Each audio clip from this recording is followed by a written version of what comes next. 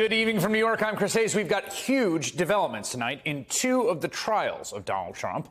Just within the last half hour, Judge Tanya Chutkan, who was overseeing the federal criminal case about January 6th and the attempt to overturn the 2020 election, issued a withering rejection of the ex-president's attempt to get his criminal case thrown out of court. Trump and his lawyers had argued that he had total presidential immunity, and so the case should be dismissed outright. Chutkan rejected that argument, saying in part, quote, defendant's 4-year service as commander-in-chief did not bestow on him the divine right of kings to evade the criminal accountability that governs his fellow citizens.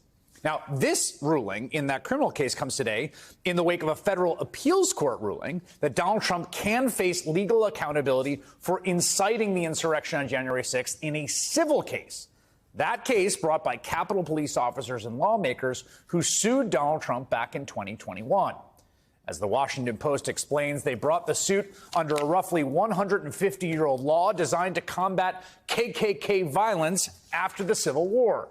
They argue Trump violated that statute, barring the use of force, threats, or intimidation to prevent government officials from carrying out their duties by conspiring with members of far-right groups to keep lawmakers from confirming the results of the 2020 election.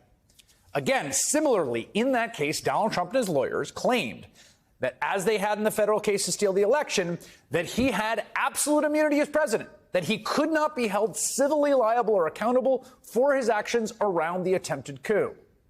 Now, all that is a clear embodiment of the dictatorial powers that Donald Trump wants to ascribe to the presidency, at least when he occupies it.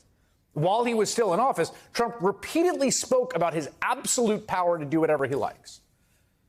I have the right to do whatever I want as president, but I don't even talk about that. It gives me all of these rights at a level that nobody has ever seen before. When somebody's the president of the United States, the authority is total.